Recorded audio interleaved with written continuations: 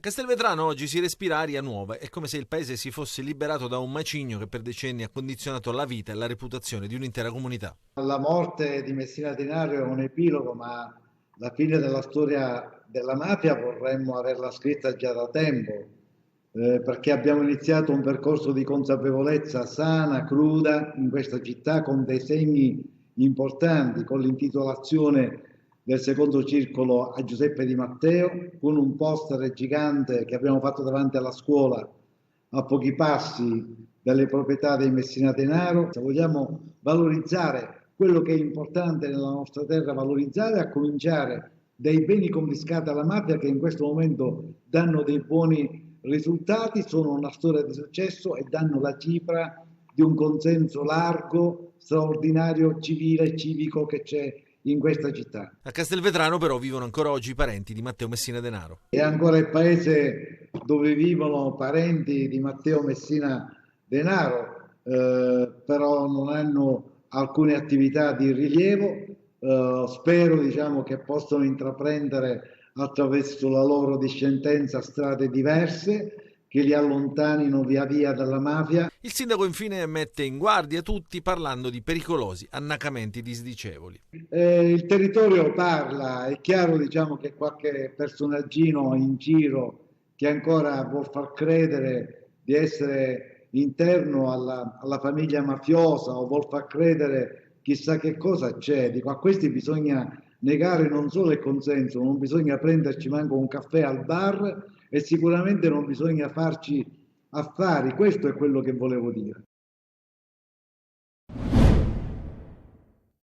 È morta Annelisa Fontana, la donna di 48 anni di Pantelleria che nella notte tra venerdì e sabato scorso era stata data alle fiamme dal compagno, il palermitano Onofrio Bronzolino, 52 anni. Annelisa era ricoverata al civico di Palermo. Le fiamme che avevano provocato ustioni sul 90% del corpo della donna avevano investito anche l'uomo sul viso e un ginocchio. Annelisa Fontana era stata trasportata in soccorso e immediato il suo ricovero nel secondo reparto del centro grandi ustioni del civico. Le condizioni erano apparse subito gravissime. Alla paziente ieri era stata effettuata una broncoscopia che aveva evidenziato un aggravamento delle condizioni interne con una diminuzione dell'ossigeno e per questo era stata posta in ventilazione assistita. I medici del reparto hanno fatto tutto il possibile, ma le ustioni di terzo grado che presentava la signora erano davvero gravissime. Pure Onofrio Bronzolino al momento è nello stesso ospedale, ma piantonato dai carabinieri perché in stato di fermo per tentato omicidio su disposizione della procura di Marsala che coordina le indagini.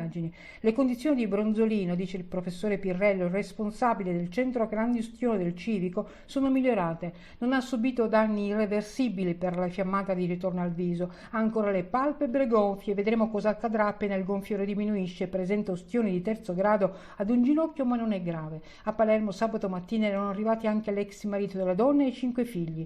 Annalisa Fontana lavorava in un hotel dell'isola, era molto conosciuta, la relazione con Bronzolino andava avanti da circa 2 anni e in tanti sapevano che era una relazione tossica, ma nonostante questo rimanevano insieme fino a venerdì sera quando è scoppiata l'ennesima lite in un bar del centro di Pantelleria, poi continuata a casa e finita in tragedia. Per mercoledì alle 19 l'amministrazione comunale di Pantelleria ha organizzato una marcia silenziosa per dire no alla violenza contro le donne.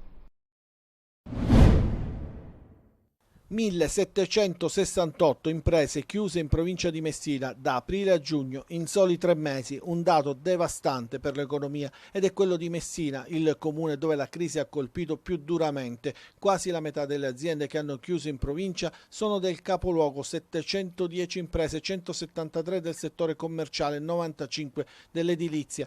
I dati emergono dai tabulati dell'ufficio statistica della Camera di Commercio di Messina elaborati da Movimprese. Il saldo per il commercio è a meno 152, hanno chiuso in 173 ed hanno aperto appena 21 nuove attività commerciali. Nel settore edile invece hanno chiuso in 45 ed hanno aperto soltanto 2 nuove attività. Il saldo è meno 43. Male anche le attività che riguardano alloggi e ristorazione, saldo a meno 36, un dato in netta controtendenza rispetto ad un anno fa quando il saldo era positivo. Di 94 imprese la Camera di Commercio ha avviato una serie di incontri anche di formazione per cercare di dare una mano alle attività per consentire consentire loro soprattutto di posizionarsi anche in altri mercati. Il rilancio passa assolutamente attraverso due elementi: innovazione, digitalizzazione e ovviamente internazionalizzazione. Sono questi tre temi su cui la Camera di Commercio sviluppa una grande attività insieme alle altre istituzioni. Non possiamo far altro che promuovere gli strumenti che permettono alle imprese, anche quelle piccole, anche alle microimprese, di presentarsi sui mercati internazionali, di competere con tutto il mondo, sfruttando le capacità e gli elementi che fanno di questo territorio, ricordiamoci, un territorio estremamente ricco, con produzioni di eccellenze e con capacità reale di intraprendere.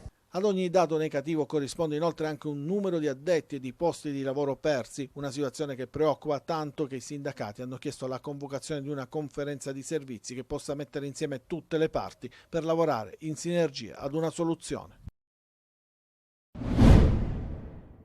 Con l'avvicinarsi di ottobre e delle piogge, a Catania si teme di rivivere le scene del 2021, quando Vietnea venne letteralmente sommersa dalle acque piovane che scendevano e defluivano dai paesi pedemontani, come in un grande imbuto che faceva confluire l'acqua fino in Piazza Duomo, trasformata in un mare aperto. Sulla zona di Catania metropolitana abbiamo oltre il 40% della superficie che è completamente sigillata e urbanizzata. E quindi questo qua riduce la capacità dei suoli di assorbire l'acqua, e quindi quest'acqua viene restituita a valle. La natura arriva adesso in supporto delle città a mitigare il rischio idraulico per un territorio particolare come quello catanese. Arriva uno studio del Dipartimento di Agricoltura e Ambiente dell'Università di Catania.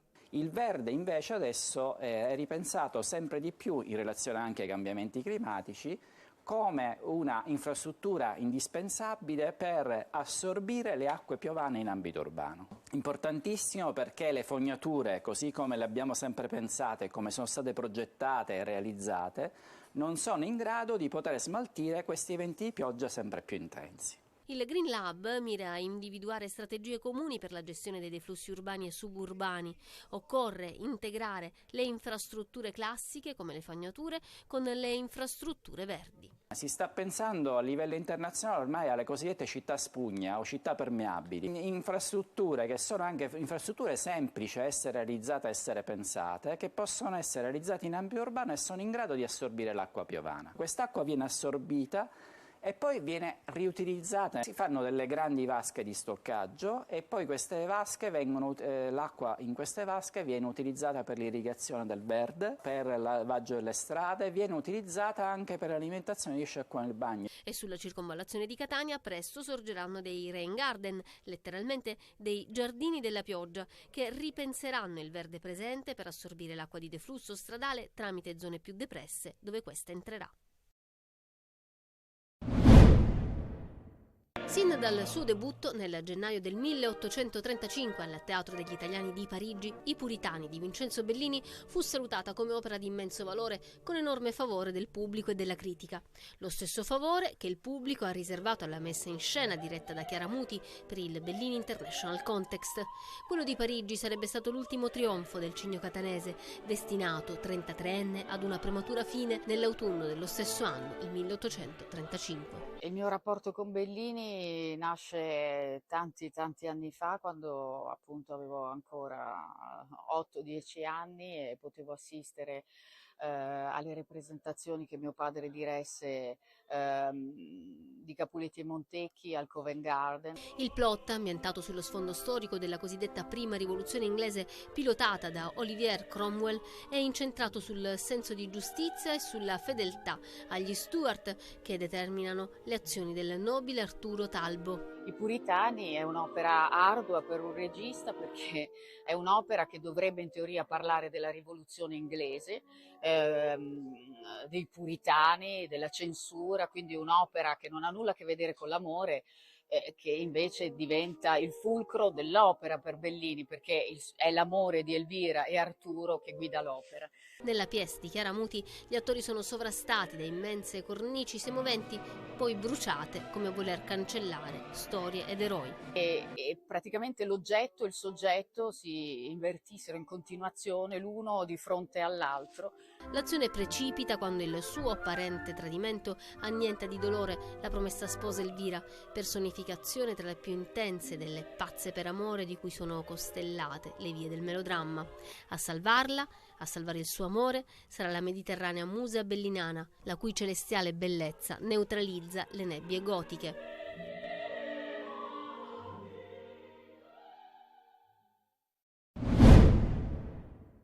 Un insuperabile Francesco Forte nega il pareggio al Messina che a Francavilla Fontana subisce la prima sconfitta in campionato dopo i pareggi contro Cerignola e Turris. Decisivo il portiere della Virtus che mantiene l'imbattibilità di giornata e regala 3 punti alla sua squadra in una serata in cui la partita è stata sospesa 37 minuti per il blackout all'impianto di illuminazione della nuova Arredo Arena. Nel primo tempo buona partenza del Francavilla, sulle fasce Di Marco e Biondi saltano come birilli Polito e Tropea, Gabriele Artistico si prende la scena e dopo 2 gol sfiorati con Fumagalli in versione riscatto segna la rete decisiva al minuto 21 facendosi trovare al posto giusto sull'assist dell'ex Biondi. Il vantaggio appaga i pugliesi e sveglia i giallorossi, inizia così un'altra gara. Forte ipnotizza i protagonisti della sfida contro la Turris, reattivo sul doppio tentativo di Plescia, poi graziato da Emmausso, ma darà il meglio di sé nella ripresa.